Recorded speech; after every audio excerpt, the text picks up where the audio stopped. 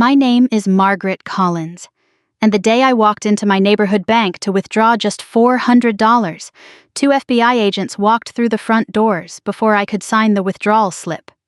The young teller looked at my account, turned pale, and whispered, "Ma'am, you're going to need to sit down." At 67 years old, after 4 decades serving my country as a U.S. Navy admiral, I thought I'd faced every crisis imaginable. I had no idea that morning was about to destroy everything I believed I knew about my own family. The rain had started before sunrise over Norfolk, Virginia. By the time I pulled my 12-year-old Ford Explorer into the parking lot of the Navy Federal Credit Union branch near Naval Station Norfolk, the windshield wipers were working overtime. I almost stayed home. After all, the repair on my late husband's fishing boat could have waited another day. But that boat wasn't just fiberglass and steel. It was the last promise I had made to Thomas Collins before cancer took him 3 years earlier. "Keep her in the water," he'd whispered from his hospital bed. I'd promised. The mechanic at Ocean View Marina had called the day before. "Admiral Collins, your fuel system's fixed. It'll be about $400. So there I was, a retired 4-star admiral walking into a neighborhood bank wearing blue jeans, a gray rain jacket, and old sneakers. Nobody ever guessed who I was anymore. Honestly, I preferred it that way. After 41 years in uniform, anonymity felt like a luxury. Retirement had become pleasantly ordinary. Most mornings started with black coffee on my back porch. Sometimes I'd watch Navy ships heading toward the Chesapeake Bay. Other days, I'd volunteer at the Veterans Center or spend afternoons reading history books at the Norfolk Public Library. My pension covered everything I needed. I wasn't wealthy by celebrity standards, but I had enough. Thomas and I had always believed that if you couldn't be content with enough, you'd never be content with more. The automatic doors slid open. Warm air greeted me. A few customers waited quietly. Someone was filling out deposit slips. An elderly couple argued softly about whether they had remembered their checkbook. It looked like every ordinary Tuesday morning I'd ever seen. A cheerful young teller waved. "Good morning, ma'am." "Morning." Her name tag read Emily Parker. She couldn't have been older than 25. "What can I help you with today?" "I'd like to withdraw $400 from checking." "No problem." She smiled as she took my debit card and driver's license. "I'll just verify your account." I looked around while she typed. The branch manager stood inside a glass office speaking with another employee. A television mounted on the wall quietly played a local news station. Nothing unusual. Nothing threatening. Then Emily stopped typing. Her smile disappeared. She blinked twice. Her fingers froze over the keyboard. I noticed because military training teaches you to recognize changes in behavior long before words are spoken. "Is everything okay?" I asked. She didn't answer immediately. Instead, she looked back at the monitor, then at me, then back at the monitor. "I'm sorry, ma'am." Her voice had changed. It was barely above a whisper. "Would you excuse me for just one moment?" She stood so quickly that her chair rolled backward. Without another word, she hurried into the branch manager's office. The manager looked irritated at first. He probably assumed she had a routine question. Then she pointed toward her computer screen. His expression changed almost instantly. He leaned closer. His shoulders stiffened. He looked through the office window directly at me.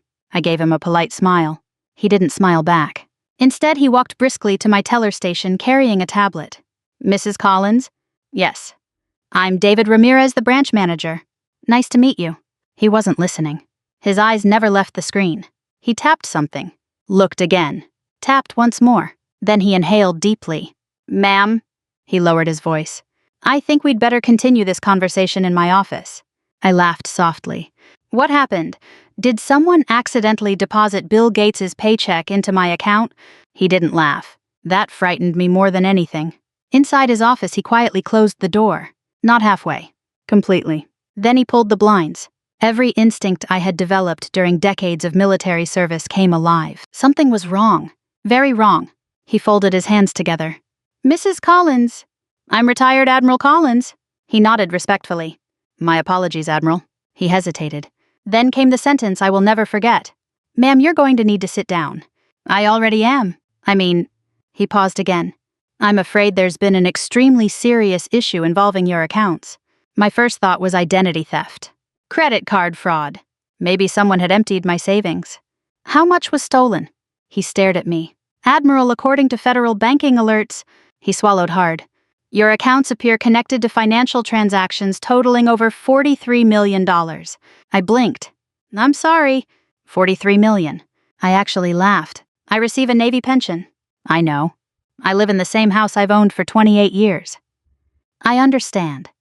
I drive an old Ford. Yes, ma'am. So, unless someone accidentally made me a billionaire overnight, I'm afraid that's exactly why federal authorities have been monitoring these accounts. For several seconds, neither of us spoke. $43 million. It wasn't merely impossible. It was absurd. I had never seen more than a few $100,000 in one place during my entire life. Even selling our family home wouldn't produce a fraction of that amount. There has to be some mistake. We sincerely hope so. Then his office phone rang. He answered, listened, looked toward the lobby. His face lost every remaining bit of color. They're here. Who? He slowly set down the receiver. The FBI. Before I could process those 3 letters, there was a knock at the office door. David opened it. 2 people stood outside, a man in a dark suit, a woman carrying a leather briefcase. Both displayed federal credentials. The older agent offered a courteous nod. Retired Admiral Margaret Collins. Yes. I'm Special Agent Robert Hayes. He glanced toward his partner. This is Special Agent Lisa Monroe. Neither of them looked hostile. Neither smiled. Hayes removed a folder thick enough to hold years of paperwork. Admiral Collins, he spoke calmly. We've been hoping to speak with you. My stomach tightened.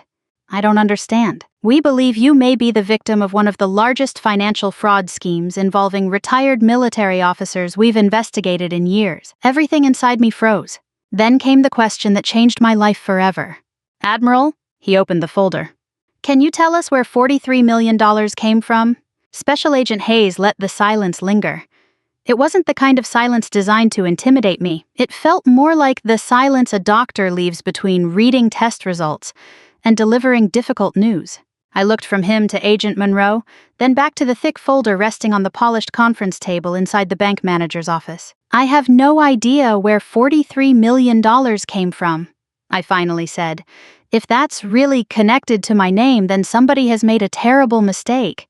Hayes nodded as though he'd expected that answer. Admiral Collins, based on everything we've learned so far, we believe you. That surprised me.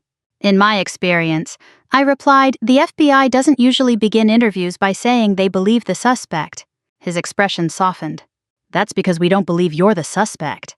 I let out a slow breath I hadn't realized I'd been holding.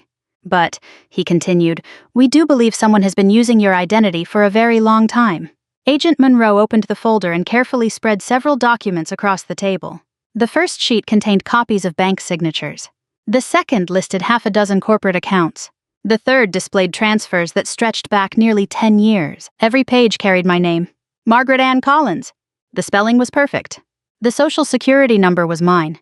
Even my military retirement identification number was correct. Yet I had never seen any of those accounts before. I've never signed these papers. Monroe nodded. We know. You already know. We had handwriting experts examine the signatures. I stared at the pages. They're good. They're excellent, she admitted. Whoever forged your signature practiced for years. I leaned back in my chair. 41 years in the Navy had taught me to remain calm under pressure, but this felt different. This wasn't an enemy overseas. This wasn't a dangerous mission. This was my own life quietly unraveling. Hayes asked gently, who has had access to your personal financial records over the past decade? My accountant. We've already interviewed him. What about my attorney? He handled only estate planning. I began mentally reviewing every person I'd trusted. There weren't many. After retiring from active duty, my life had become intentionally small. I had never cared for luxury. Thomas hadn't either. Our home overlooked a quiet neighborhood in Norfolk, not the waterfront mansions people imagined admirals owned. Our vacations consisted of driving to the Blue Ridge Mountains or spending weekends fishing along the Chesapeake Bay. Then a memory surfaced. Small, almost insignificant. 5 years earlier, while Thomas was fighting cancer, I had barely slept for months. Hospital visits, doctors, insurance forms, medication schedules. Some days I couldn't remember whether I'd eaten breakfast. Someone had stepped in to help. My younger brother, Daniel. He handled some paperwork, I said quietly. Hayes looked up. What kind of paperwork?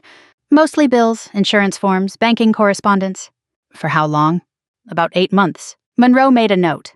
Did he have access to your financial records? Yes. Power of attorney? No. Passwords? I don't think so. But even as I answered, uncertainty crept into my voice. Daniel had often stopped by the house while I was at the hospital. He'd sorted mail, organized files, paid utility bills. At the time, I'd been grateful. Thomas had been dying. I wasn't thinking about bank statements. I was thinking about keeping my husband alive one more week, one more day, one more hour. He told me not to worry, I whispered. Hayes looked at me. What exactly did he say?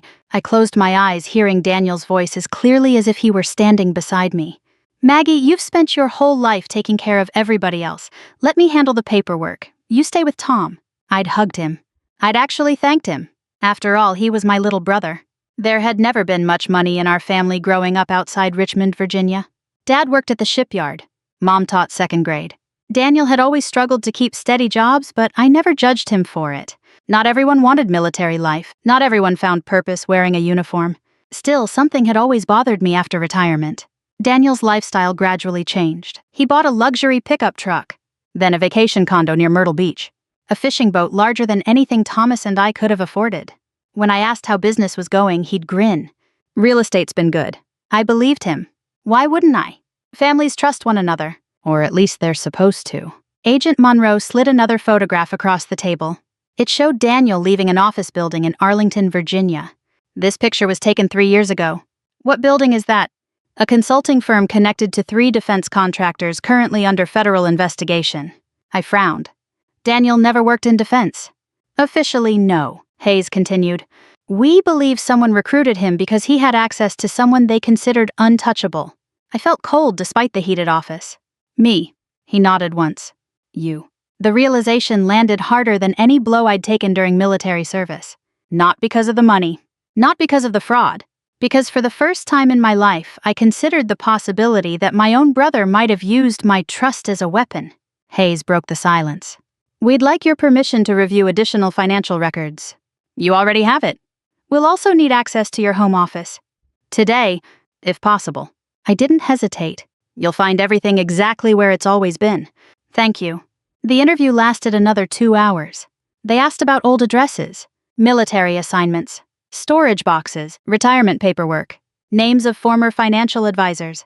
When we finally walked outside, the rain had stopped. Gray clouds drifted slowly toward the Atlantic. The parking lot glistened. Agent Monroe handed me her business card. If you remember anything, no matter how small, call me. I will. I drove home in complete silence. Every stoplight seemed longer than usual. Every familiar street suddenly felt unfamiliar. When I pulled into my driveway, I noticed something odd. The mailbox door hung open. Probably nothing. Maybe the mail carrier hadn't latched it. Still, after everything I'd learned that morning, I couldn't ignore details anymore. Inside were only 2 envelopes, an electric bill, and an advertisement. No bank statements, no retirement documents, nothing unusual. Yet something felt wrong. I unlocked my front door. The house smelled exactly as it always had. Old books, fresh coffee, furniture polish.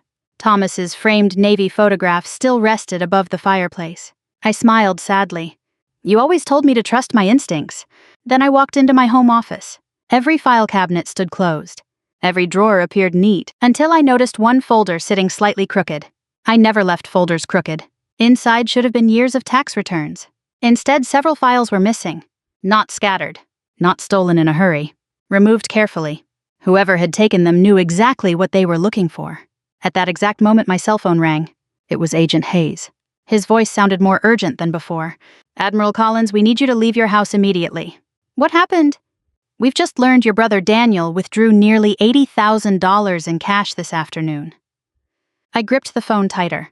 He knows. Hayes answered quietly.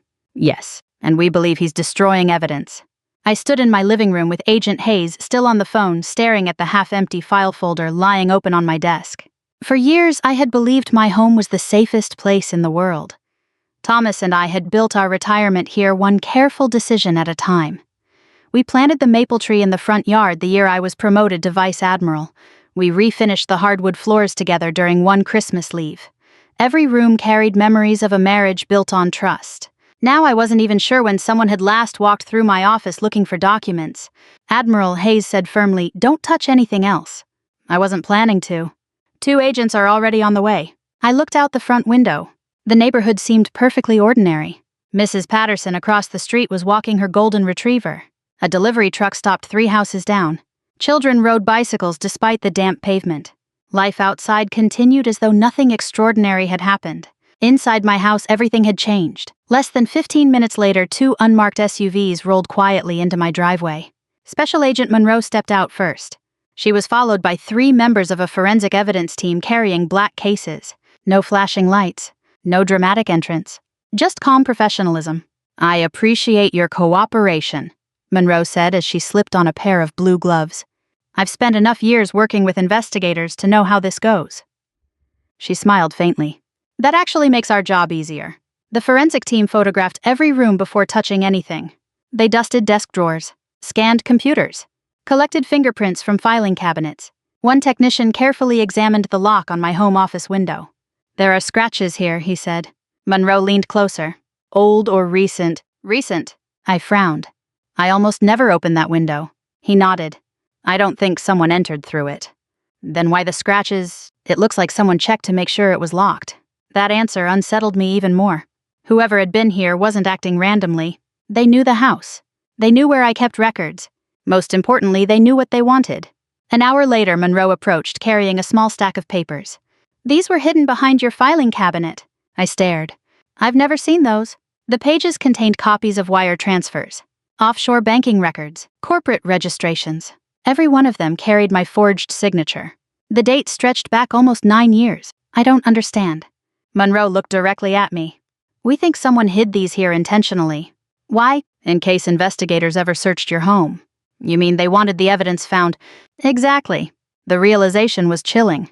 Someone had carefully created a trail leading straight to me, not merely stealing my identity, preparing to frame me. That afternoon, Hayes asked if I would accompany them to the FBI field office in Norfolk. The interview lasted until nearly 7 that evening. When it finally ended, he placed a thick binder in front of me. "We'd like you to review photographs." Inside were pictures of businessmen, lobbyists, defense executives, consultants. Most were strangers. Then I reached one photograph that made my stomach tighten. Daniel. He stood outside an upscale restaurant in Washington, D.C., shaking hands with a man wearing an expensive tailored suit. "Who's that?" Hayes turned the page. "Richard Holloway." The name sounded familiar. He owns Holloway Defense Systems. Formerly, I've testified before congressional committees involving some of their naval contracts. Hayes nodded. "Mr. Holloway resigned 18 months ago." "Why?" "He claims retirement." And the truth. We believe he was quietly distancing himself from an ongoing criminal enterprise. The next photograph showed Daniel boarding a private jet. Another captured him entering an office building near the Pentagon. Another showed him meeting 2 executives at a country club in Northern Virginia. None of it made sense. My brother had struggled financially most of his adult life. He couldn't have suddenly gained access to people operating at that level without help. Hayes closed the binder. "Admiral, this stopped being ordinary financial fraud a long time ago. What is it now?" "We believe multiple defense contracts were manipulated." I stared at him. "Military procurement?" Yes, my years of experience immediately understood the implications. Defense contracts involved billions of taxpayer dollars. Every major purchase required layers of oversight. If someone had successfully manipulated that system, they weren't simply stealing money. They were undermining national security. How many people are involved? We honestly don't know. The next morning, I boarded an Amtrak train to Washington, D.C. The FBI had asked me to meet investigators at their Washington field office before consulting with officials at the Pentagon. I preferred traveling by train whenever possible. It reminded me that America wasn't just government buildings and military bases. Small Virginia towns rolled past the windows. Church steeples, family farms, old brick train stations. The country I'd spent my life defending looked peaceful. That thought strengthened my resolve. By noon, I was walking through security at the Pentagon for the first time in nearly 4 years. Everything felt familiar. The polished corridors, the smell of fresh coffee, young officers moving quickly between meetings. Several people recognized me immediately. "Good afternoon, Admiral Collins." "It's good to see you again, ma'am." Their smiles faded when they noticed the FBI agents walking beside me. Word spread quickly. I spent the afternoon inside a secure conference room reviewing procurement files with investigators from the Naval Criminal Investigative Service. One retired commander entered carrying another box of documents. He stopped when he saw me. "Margaret." "Hello, David." Commander David Brooks and I had served together during operations in the Persian Gulf 20 years earlier. He closed the door. "I heard rumors." "So did I." He studied my face. "I never believed them." Thank you. He pulled out a chair. I've known you for 30 years. You once rejected a contractor's gift basket because it violated ethics rules. I smiled despite everything. It was an expensive basket. You reported yourself over a fruit basket. I reported the contractor. He laughed softly. Exactly. His confidence meant more to me than I could explain, because outside those walls the rumors had already begun. By evening, local news stations were reporting that a retired Navy admiral had become part of a federal financial investigation. They didn't identify me by name. Not yet, but it wouldn't stay secret for long. As I returned to my hotel overlooking the Potomac River, my cell phone buzzed repeatedly. Former officers, old friends, neighbors. Most messages simply asked if I was all right. One voicemail, however, caught my attention. It came from Daniel. His voice sounded calm, almost cheerful. Maggie, I hear you've been talking to federal investigators. Give me a call before you believe everything they're telling you. He paused. Then came one sentence that sent a chill through me. Some doors are better left closed. The message ended.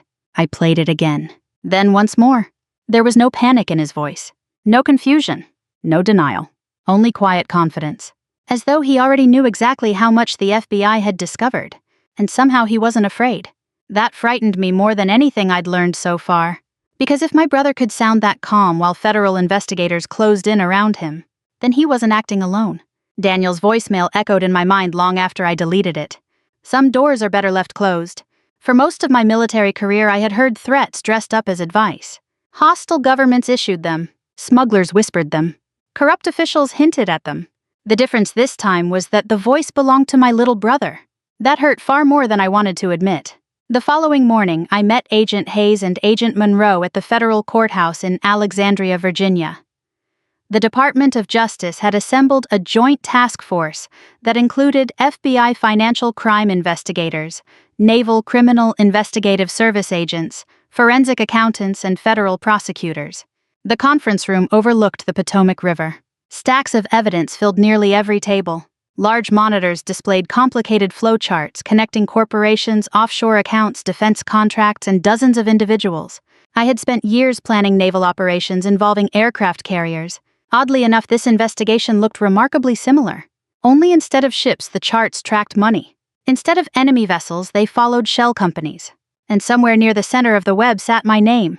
Assistant U.S. Attorney Karen Whitmore greeted me with a firm handshake. Admiral Collins, thank you for agreeing to help.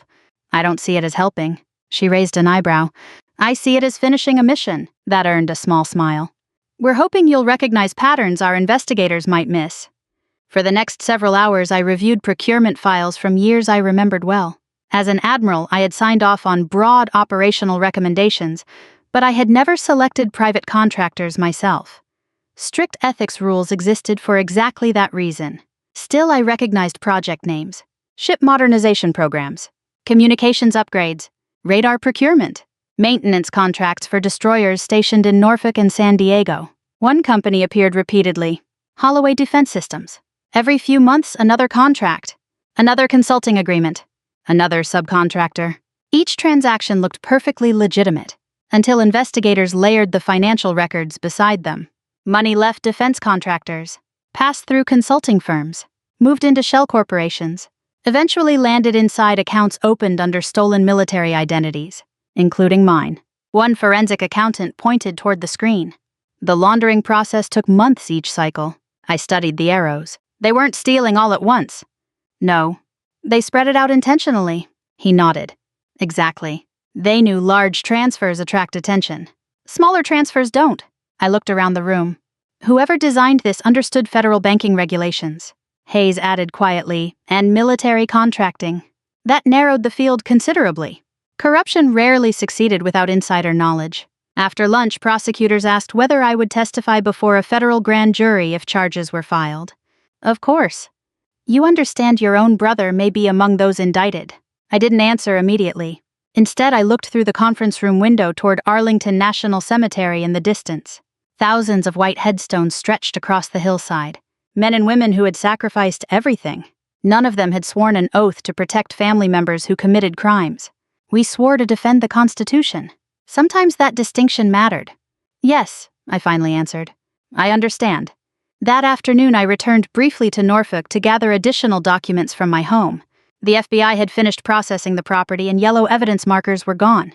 The house felt strangely empty. I wandered into Thomas's workshop behind the garage. His old woodworking bench remained exactly as he'd left it. A coffee mug still sat beside a small radio that no longer worked.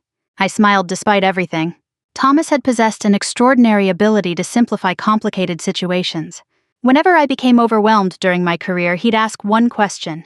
What's the next right thing? Not the easiest thing. Not the safest thing. The next right thing. Standing inside that quiet workshop, I finally knew my answer.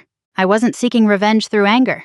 I wasn't interested in humiliating Daniel. I wanted the truth. Nothing more. Nothing less. The next morning I called Hayes. I've made my decision. I'm listening. I'll testify. I expected that. But there's one condition. He paused. What is it? I won't exaggerate anything. We wouldn't ask you to. I won't speculate. We don't want speculation. I'll tell the truth even if it helps Daniel. Hayes chuckled softly. Admiral, that's exactly why we wanted your help. Several weeks passed. The investigation intensified. Search warrants were executed across Virginia and Maryland. Computers were seized. Financial records recovered. Former executives quietly accepted plea agreements. One by one, people began cooperating. Every new witness revealed another piece of the conspiracy. Eventually, investigators reconstructed nearly every dollar. Then came the call we'd been waiting for. The grand jury returned indictments. Hayes sounded tired, but satisfied. Against how many? 12. Daniel. Yes. Holloway. Yes. Others. Several corporate officers, financial consultants, and one former procurement executive. The arrests happened early the following morning. Television helicopters filled the skies above Northern Virginia. News anchors interrupted regular programming. For the first time, every network reported the names involved. By noon, my own name appeared across national headlines. Retired admiral identified as victim in massive defense fraud case. The wording mattered. Victim, not suspect. Still, public opinion rarely waited for facts. That afternoon, while buying groceries, I noticed strangers staring. One elderly man approached carefully. Weren't you on television? I was. I just wanted to say, he extended his hand. Thank you for standing up instead of hiding. His words meant more than he probably realized. Because I had considered hiding. More than once. Instead, I squeezed his hand. I simply told the truth. 2 months later, federal court proceedings began in Alexandria. Walking into the courthouse felt strangely familiar. The security checkpoints, the disciplined routine, the quiet seriousness. Courtrooms like military headquarters demanded respect. Daniel entered wearing a dark suit instead of a prison uniform because he had been released on strict bond conditions. For a brief moment, our eyes met. He looked older, thinner. His confidence had faded. When court recessed for lunch, he quietly approached me in the hallway. Maggie. I turned. We don't have anything to discuss. You don't understand what really happened. Then explain it under oath. His shoulders tightened. You'd testify against your own brother. I looked directly into his eyes. No. Confusion crossed his face. I'm testifying for the truth. Before he could answer, a deputy marshal stepped between us. Sir, you'll need to return to your attorney. Daniel stared at me one last time. For the first time since this nightmare began, I realized he wasn't afraid of prison. He was afraid that every lie he'd spent 10 years building was about to collapse in front of the entire country. The trial began on a cool Monday morning in the Albert F. Bryan United States Courthouse in Alexandria, Virginia. By 8 o'clock, every seat in the gallery was filled. Reporters quietly organized their notebooks. Court sketch artists sharpened pencils. Retired military officers sat shoulder to shoulder with federal employees, curious neighbors, and members of the public who had followed the case for months. I never imagined I would walk into a federal courtroom as the victim of a crime committed by my own brother. Yet there I was. The judge entered promptly at 9. Everyone stood. After the formalities, prosecutors began presenting what they called a deliberately constructed financial deception spanning nearly a decade. That phrase stayed with me. Deliberately constructed. Nothing about this had happened by accident. Every forged signature, every fake company, every hidden account, every stolen dollar. Someone had planned it all with remarkable patience. Assistant U.S. Attorney Karen Whitmore stood before the jury with quiet confidence. She didn't raise her voice. She didn't rely on dramatic language. She simply laid out the facts, one by one. The government called forensic accountants first. Large screens displayed financial charts stretching across nearly 10 years. Colored lines connected shell corporations registered in Delaware, Nevada, and Wyoming. Money flowed through consulting firms before landing in accounts opened under the names of retired military officers. Mine was only one of several identities stolen. A retired Air Force general, a Marine Corps lieutenant general, 2 retired Navy captains. All honorable people who had never known their names were being used to hide criminal profits. One accountant explained the scheme in plain English. They selected retired officers with impeccable reputations because banks rarely questioned transactions associated with individuals who had decades of verified federal records. The jurors nodded. It made terrible sense. Integrity itself had become the weapon used against us. The defense attorneys attempted to confuse the financial evidence. They argued that complex accounting mistakes had created misunderstandings. They suggested paperwork errors, software glitches, administrative oversights, but every explanation collapsed under careful questioning. Facts have a remarkable way of surviving cross-examination. Then Richard Holloway took the stand. He had accepted a plea agreement in exchange for truthful testimony. He looked nothing like the confident executive shown in the surveillance photographs months earlier. His expensive suits had been replaced by a plain navy jacket. His hair had turned noticeably grayer. His shoulders slumped as he swore the oath. Whitmore asked the first question. "Mr. Holloway, why was Admiral Margaret Collins selected?" He lowered his eyes. "Because everyone trusted her." The courtroom became perfectly silent. "Who made that decision?" "I did." "Why?" "Her military reputation was spotless." He hesitated. "No one would believe she'd be involved in financial fraud." I stared at him. This stranger had studied my life as though it were simply another business opportunity. He continued. "We needed respected names." Whitmore nodded. "And Daniel Collins." He introduced us. The words landed like a physical blow.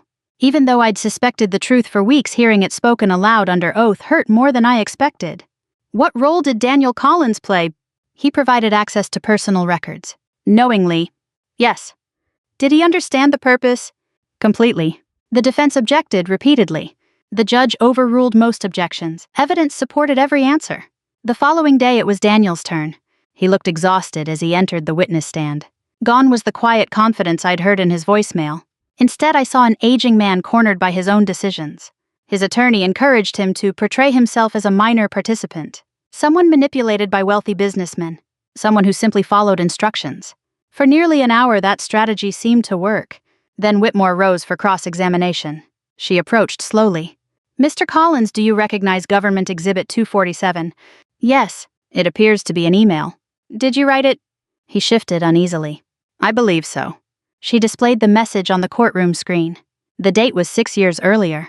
It had been sent from Daniel's personal email account. The subject line read, "Admiral Documents." Whitmore read only one sentence aloud. "Don't worry, my sister trusts me completely." No one moved. No one coughed. The silence felt heavier than words. She looked directly at him. "Did you write that?" "Yes." "Were you telling the truth?" His lips trembled. "Yes." "And when you said your sister trusted you?" He closed his eyes. "Was that trust genuine?" A long pause followed. Finally he whispered, "Yes." The prosecutor nodded gently. "And you chose to betray it?" He couldn't answer. Instead, tears slowly rolled down his face. For the first time since the investigation began, I saw not a criminal mastermind, but my little brother.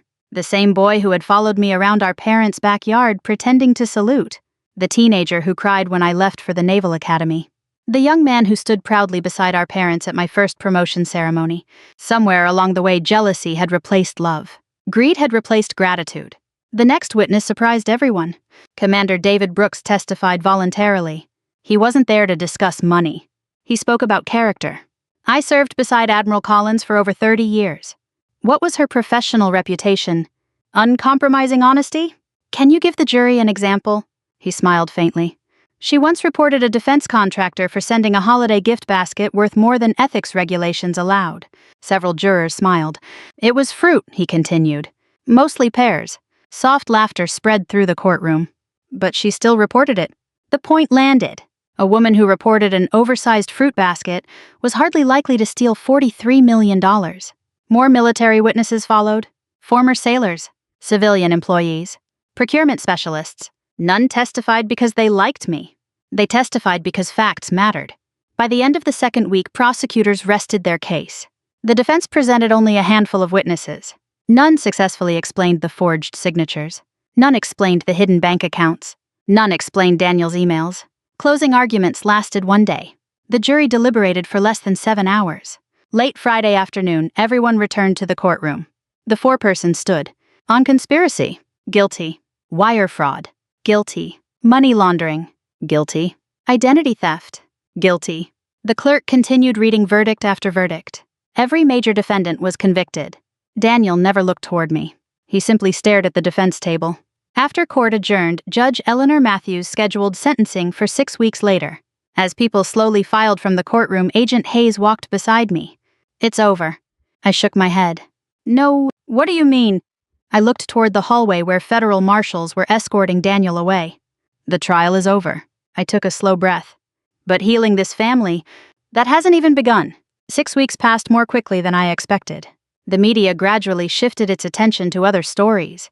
New political debates filled television screens. Hurricanes threatened the Gulf Coast. Baseball playoffs dominated the evening news. For everyone else, life moved on. Mine hadn't. Every morning, I still woke up before sunrise, just as I had throughout my Navy career. I brewed coffee in the same old kitchen Thomas and I had shared for nearly 35 years, carried my mug onto the back porch, and watched the sky brighten over Norfolk. The quiet should have felt comforting. Instead, it reminded me how much had changed. One Thursday morning, Agent Hayes called just after 7. "Good morning, Admiral." "I suppose today is sentencing." "It is." "I'll be there." He paused. "You don't have to be." "I know. But I should." The federal courthouse in Alexandria felt different this time. The tension of the trial had disappeared. There were fewer reporters, fewer cameras. Most people had already accepted the verdicts. Now the court's job was simply to determine consequences. Daniel stood quietly beside his attorney. He looked thinner than ever. His hair had become almost completely gray during the past few months. I couldn't remember ever seeing him look old before. Judge Matthews entered precisely on schedule. The courtroom rose. Then everyone sat. The judge spent nearly 40 minutes reviewing the case. She spoke carefully. She praised the investigators. She acknowledged the cooperation of witnesses. She thanked the jurors for their service. Then she turned toward the defendants. "Financial crimes often appear less harmful than violent crimes," she said. "But that perception is deeply mistaken." Her voice remained calm. "When citizens lose confidence in financial institutions, government oversight, and public trust, entire communities suffer." She looked directly at Daniel. "And when someone betrays the trust of family," she paused, "the damage reaches far beyond dollars." Daniel lowered his head. The judge continued. "For your role in this conspiracy, this court sentences you to 12 years in federal prison." No one gasped. The sentence had been expected. Still hearing it spoken aloud made everything painfully real. Richard Holloway received 17 years. The remaining defendants received sentences ranging from 4 to 14 years depending on their level of involvement. When court adjourned, deputy marshals placed handcuffs on Daniel. For a moment he looked around the courtroom until his eyes found mine. He didn't say anything. Neither did I. Some moments are simply too heavy for words. 3 weeks later, I received another call from Agent Hayes. "The Treasury Department has officially cleared every account connected to your name. Thank goodness. Your retirement funds have been fully restored. I appreciate everything you've done." He chuckled. "You earned that yourself." A few days later, I received a formal letter from the Department of Justice thanking me for my cooperation. Another arrived from the Department of the Navy. Then another from the Secretary of Defense. Each one acknowledged that my integrity had helped expose one of the largest procurement fraud schemes involving retired military identities in recent history. Those letters mattered, not because of pride, because my name had been returned to me. That was worth more than any award I'd ever received. Life slowly settled into something resembling normal. I returned to volunteering twice a week at the Norfolk Veterans Center. Most visitors never mentioned the investigation. A few quietly thanked me. One Korean War veteran squeezed my shoulder after recognizing me. "Ma'am," he said softly, "you reminded people what honor still looks like." I smiled. "I only did what any sailor should," he laughed. "No, you did what too few people do." One afternoon, while organizing donated books in the Veterans Library, I received an unexpected letter. The return address belonged to the Federal Correctional Institution in Cumberland, Maryland. I recognized Daniel's handwriting immediately. For several minutes, I simply stared at the envelope. Part of me wanted to throw it away unopened. Instead, I carried it home, made a fresh pot of coffee, sat in Thomas's favorite chair, then opened it. The letter contained only 4 handwritten pages. No excuses, no complaints, no requests for money, just honesty. "Maggie," it began, I've spent months trying to blame everyone except myself. Prison has a way of taking excuses away. Eventually, all that's left is the truth. I kept reading. He admitted that jealousy had followed him since childhood. Our parents never intended to compare us, but they often celebrated my military promotions while quietly worrying about Daniel's unstable career. Over time, admiration became resentment. Resentment became bitterness. Bitterness became greed. The first time I copied your signature, he wrote, "I told myself it was temporary." After that, every lie became easier. By the final page, the handwriting had become shaky. "I don't expect forgiveness. I only wanted you to know that none of this happened because of anything you did wrong." I folded the letter slowly, then placed it beside Thomas's photograph. The next morning, I drove nearly 3 hours to Cumberland. The prison sat against rolling hills surrounded by chain-link fencing topped with razor wire. Nothing about the place felt dramatic. Just quiet. Orderly. Final. After several security checkpoints, a correctional officer escorted me into the visitation room. Daniel entered a few moments later. For several seconds, neither of us spoke. He looked older than his 63 years. Prison had stripped away every trace of arrogance. "I'm glad you came," he finally said. I almost didn't. "I know." He stared at the table. "I read every newspaper article," I figured. "You never once asked people to feel sorry for you." There wasn't much point. Another long silence followed. Finally, he looked up. "I'm sorry, Maggie." I searched his face carefully. Military service teaches you to recognize deception. I didn't see any. Only regret. "I believe you." Tears filled his eyes. "You do?" "Yes. But believing you're sorry isn't the same as pretending nothing happened." He nodded. "I understand. I lost my peace." "I know." "I doubted myself." "I know." "I spent months wondering how I failed to see what was happening." His voice broke. "You didn't fail. I trusted my brother." "You loved your brother." He lowered his head. "And I used that against you." For the first time in years, I reached across the table and placed my hand gently over his. Not because the past had disappeared. Not because justice no longer mattered. But because hatred had become too heavy to carry. "I forgive you," I said quietly. He began crying openly. "So that means—" I gently shook my head. "It means I'm setting myself free." The drive back to Norfolk felt lighter somehow. Nothing had changed legally. Daniel would still serve his sentence. The conviction still stood. The damage couldn't be erased. Yet something inside me had finally settled. Thomas used to say forgiveness wasn't about rewriting yesterday. It was about refusing to let yesterday steal tomorrow. For the first time since walking into that bank to withdraw $400, I finally understood exactly what he meant. A year passed more quietly than I ever imagined. If someone had told me 12 months earlier that my name would appear on national news, that my own brother would be sentenced to federal prison, and that I would somehow find peace, afterward, I would have said they were out of their mind. Life doesn't usually unfold that way. Most days it unfolds one ordinary morning at a time. The first anniversary of the investigation happened to fall just before Veterans Day. Norfolk was decorated with American flags. Local schools invited veterans to speak. Churches held community breakfasts. Children handed out handwritten thank you cards to men and women wearing old military caps. I had attended dozens of Veterans Day ceremonies during my career. This one felt different. For the first time, I attended simply as Margaret Collins, a retired sailor, a widow, a neighbor, an ordinary American trying to live an honorable life. The ceremony took place at Arlington National Cemetery. The weather couldn't have been more beautiful. The crisp November air carried the scent of fallen leaves, and rows of white marble headstones stretched across the hills as far as I could see. Every stone represented a story, a family, a sacrifice, a promise kept. Standing there always reminded me that no rank lasts forever. No title follows us beyond this life, only character does. After the wreath-laying ceremony, several young Navy officers approached me. One lieutenant introduced himself. "Admiral Collins," I smiled. "You can call me Margaret now." He laughed politely. "I don't think I can." The others smiled. "We wanted to thank you," another officer said. "For what?" "For refusing to stay silent." I looked at the group of young sailors. Most were younger than some of the ships I'd commanded. "You've probably heard more about the investigation than you wanted." The lieutenant nodded. "We studied it during our ethics training." That surprised me. "You did?" "Yes, ma'am. Our instructor said the case reminded everyone that integrity isn't tested when life is easy." He paused thoughtfully. "It's tested when telling the truth costs you something." I stood quietly for a moment. Those words sounded exactly like something Thomas would have said.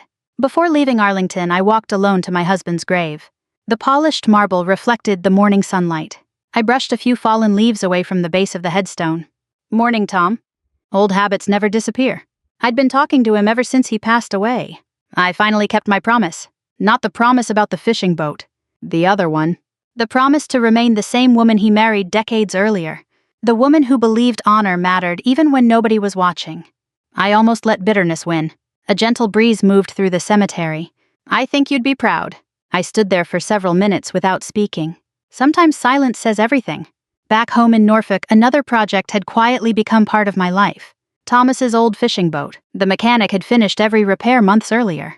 The faded blue hull now shined again. The engine purred exactly the way Thomas used to describe. Every Saturday morning I took her out onto the Chesapeake Bay. Sometimes alone.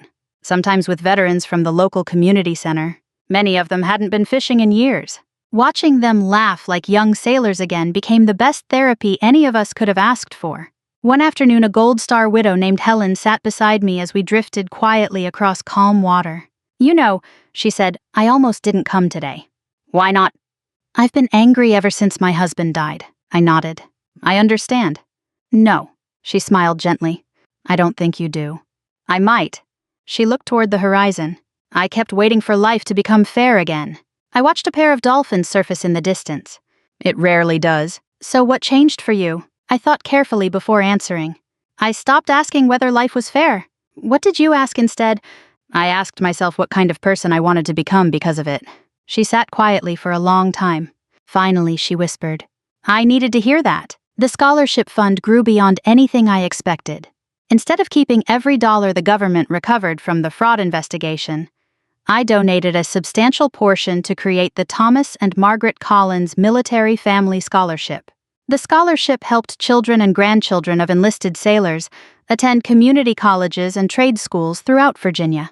I never viewed it as charity. I viewed it as returning something that had been stolen. Not just money, trust, Hope. opportunity. One spring afternoon, I received another letter from Daniel. Unlike the first one, this one contained only a single page. "Maggie, I've started tutoring other inmates who never finished high school. It doesn't erase what I did, but maybe it helps someone avoid becoming the man I became." At the bottom, he added one final sentence. "Thank you for giving me the chance to become honest before it's too late." I folded the letter and placed it inside the same wooden box that held Thomas's military medals. Some stories don't end with everyone living happily ever after. Some consequences remain. Daniel would still spend years in prison. Thomas would never come home. The years stolen by betrayal could never be returned. But healing doesn't require erasing the past. It requires refusing to let the past decide the future. Looking back now, people often ask me what I learned from everything that happened. The answer is surprisingly simple. Protect your finances. Review your bank statements. Ask questions even when the person sitting across the table shares your last name. Trust is precious, but wisdom protects trust. Most of all, remember that integrity is built through thousands of small decisions long before anyone notices. Money can disappear overnight. Careers eventually end. Titles fade. Even the strongest people grow old. But your character, that's the one possession no one can take unless you surrender it yourself. If my story reminded you of someone you love, call them while you still can. If it encouraged you to look after an aging parent, review your own financial records, or choose honesty when it's difficult, then sharing this story may help someone else as well. And if you'd like to hear more true-to-life stories about courage, family forgiveness, and justice, I'd be honored if you joined me again. Thank you for spending your time with me.